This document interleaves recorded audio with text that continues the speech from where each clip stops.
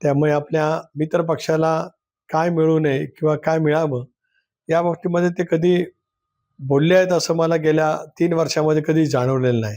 अर्थ खातं मागण्यासंदर्भात आम्ही ज्यावेळेला भेटणार आहोत याचा अर्थ स्पष्ट आहे. अर्थखात्यावरून सध्या घमासान सुरू असलेलं पाहायला मिळत आहे. राष्ट्रवादीला अर्थखात्यात जाऊ नये म्हणून शिंदे साहेब स्वतः या ठिकाणी अमित शहाना भेटल्याचं सांगण्यात येते. मला स्वतःला असं वाटतं की वृत्त कल्पकलित निराधार आहे. याचं कारण असं की आदरणीय एकनाथराव शिंदे साहेब जे उपमुख्यमंत्री आहेत, ज्यांनी मधल्या कालावधीमध्ये परिवर्तन करत असताना राज्याचं मुख्यमंत्रीपद भूषवलेलं आहे उत्तम पद्धतीने. अशा वेळेला इतर पक्षाला विशिष्ट विभाग देऊ नये असं ते म्हणतील असं मला स्वतःला का वाटत नाहीत. ते एक त्यांच्या पद्धतीने एक वेगळ्या पैचं राजकारण करणारे एक ते व्यक्तिमत्व आहे. त्यामुळे आपल्या मित्र पक्षाला काय मिळू नये किंवा काय मिळावं या बाबतीमध्ये ते कधी बोलले आहेत असं मला गेल्या 3 वर्षामध्ये कधी जाणवलेलं नाही. सुसंस्कृतपणाने त्यांच्या पक्षाच्या वाढीसाठी जे करायचं आहे ते करण्यासंदर्भात ते कणखरपणाने पावलं उचलत असतात आणि ते जी काही पावलं उचलत असतात त्याला अनेक वेळेला यश मिळत असतं. त्यामुळे त्यांचं कर्तृत्व ते त्या पद्धतीने दाखवतात. राष्ट्रवादी काँग्रेस पक्षाशी त्यांचे संबंध सौहार्दाचे आहेत. कालही होते स्वर्गीय अजितदादा असताना, आजही आहेत आणि उद्याच्या भवितव्यामध्ये सुद्धा त्यांचे आमचे संबंध अतिशय सौहार्दाचे राहतील. सर, राष्ट्रवादी शरद पवार गटाचे नेते जेव्हा अर्थखातं जेव्हा होतं तेच अर्थखातं आता राष्ट्रवादीने मिळावं अशी तुमच्या पक्षाची देखील मागणी आहे ना. आमची मागणी आहे म्हणूनच आम्ही म्हटलं या विषयावरती की आम्ही पक्षाचे प्रमुख नेते राज्याचे मुख्यमंत्री महोदयांची भेट घेणार आहोत. आमच्या नेत्या उपमुख्यमंत्री सुनेत्रा वहिनी यांच्या नेतृत्वाखाली एक कोर ग्रुपचं शिष्टमंडळ मुख्यमंत्र्यांची भेट घेऊ इच्छित आहे.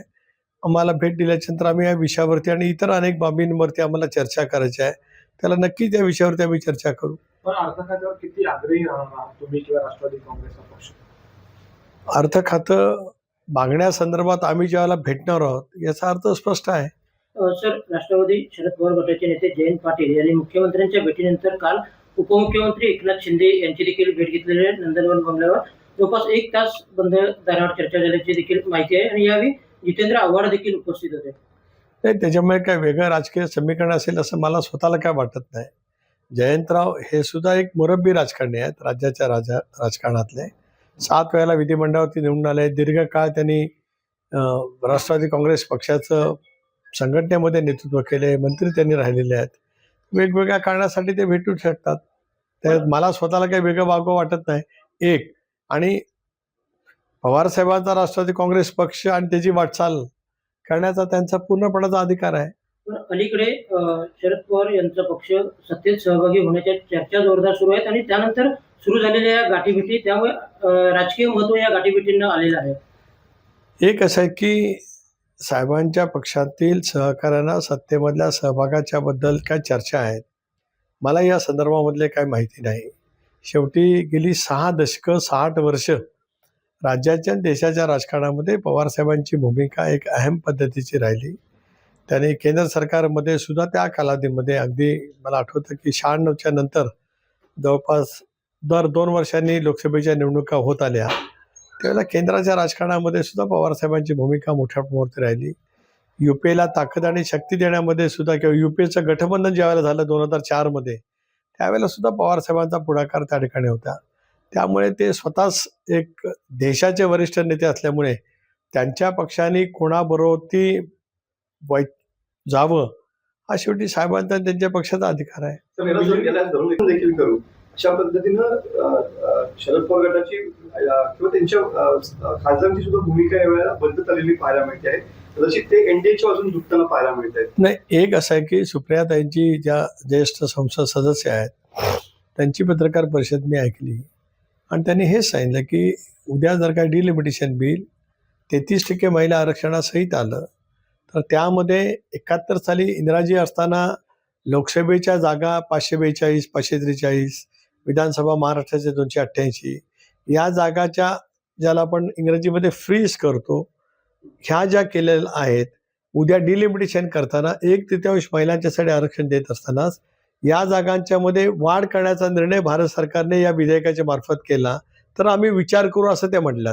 उदाहरणार्थ काय तर आज महाराष्ट्रामध्ये 48 खासदार आहेत. ते 48च्या ऐवजी 72 होतील.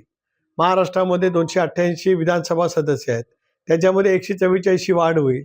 म्हणजे मग ते 232च्या आसपास किंवा 400 अशी ती संख्या त्या ठिकाणी जाईल. अशा वेळेला आम्ही UPA मध्ये चर्चा करून विचार करू, असं सुप्रियाताई म्हणाल्या.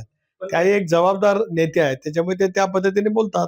विलिनीकरणाबाबत ज्या काही चर्चा सुरू असतात काही असं देखील चर्चा ते मला एक त्याच्यातला अजब तर्क समजू शकत नाही की उद्या 2 राष्ट्रवादी काँग्रेस पक्षामध्ये विलिनीकरण करायचं असेल तर ते वर्षा बंगल्यावरती जाऊन चर्चा करण्याचा काय प्रश्न येईल त्याच्यात. मला काय त्याच्यातलं कळू शकलं नाही. एक, स्वर्गीय अजितदादा असताना विलिनीकरणाची चर्चा झाली होती का? तर झाली होती. ती अखेरच्या टप्प्यात गेलेली होती.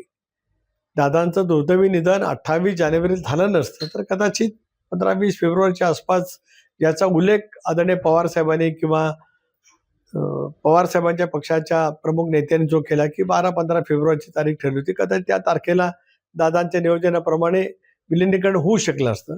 पण दादांच्या दुर्दैवी निधनानंतर राजकीय समीकरण पूर्णपणाने बदललेलं आहे आणि मधल्या कालावधीमध्ये सुप्रियाताई असतील, शशिकांत शिंदे असतील, त्यांनी आता विलिनीकरण हा मुद्दा संपुष्टात येऊन आता आम्ही पक्ष बांधणीचं काम सुरू करतो असं म्हटलेलं आहे. ॲज फार ॲज आम्ही राष्ट्रवादी काँग्रेस पक्ष विचार बघता आमच्याकडे अशापैकी कुठली चर्चा आज नाही. पवारसाहेबांच्या राष्ट्रवादी काँग्रेस पक्षाच्याकडनं या विषयावरती चर्चा बंद झाले अशापैकीचं ठाम मत पक्षाच्या नेतृत्वाने त्या ठिकाणी व्यक्त केलेलं आहे. त्यामुळे असं नजीकच्या कालावधीमध्ये कुठे चर्चा संभवत नाही. पण आपण म्हणताय तसं काही त्यावेळेला येईल त्यावेळेला बघू. पण दादा हयात असताना अशा विलिनीकरणाच्या कोणत्याही चर्चा झालेल्या नव्हत्या असं राष्ट्रवादी अजित पवार पक्षाच्या राष्ट्रवादीकडूनच अनेक नेत्यांनी म्हटलेलं होतं त्यावेळी. नाही, इतरांनी काय म्हटलं होतं मला माहीत नाही. मी एवढंच म्हटलं होतं की चर्चा दादांच्या पातळीवरती पूर्ण केल्या होत्या. दादा आमचे राष्ट्रीय नेते सर्व होते, त्यामुळे त्या संदर्भात चर्चा करण्याचा त्यांचा पूर्णपणाचा अधिकार होता आणि त्या पद्धतीने त्यांच्या चर्चा केल्या. ते अखेरच्या टप्प्यात आल्या असत्या तर आमच्याजवळ त्यांनी चर्चा अधिक माहिती सांगितली असती. मला चर्चा सुरू आहेत, काय पद्धतीने आहे त्याची माहिती दादांनी मला नक्की त्या ठिकाणी दिलेली होती. आता त्यांनी ठरवलेला जो फॉर्म्युला होता जो मलाही ज्ञात होता ते त्याच्यानंतरचे सगळे दादांच्या दुर्दैवी निधनाच्या नंतरची सगळीच राजकीय समीकरणं पूर्णपणाने बदललेली असल्यामुळे आता तो विषय समोर नाही. महाराष्ट्रातील सर्व बातम्यांचे विश्वासार्ह व्यासपीठ सकाळच्या सर्व सोशल मीडिया प्लॅटफॉर्मला लाईक, फॉलो आणि सबस्क्राईब करा. तसंच सर्व नोटिफिकेशनसाठी बेल आयकॉन प्रेस करायला विसरू नका.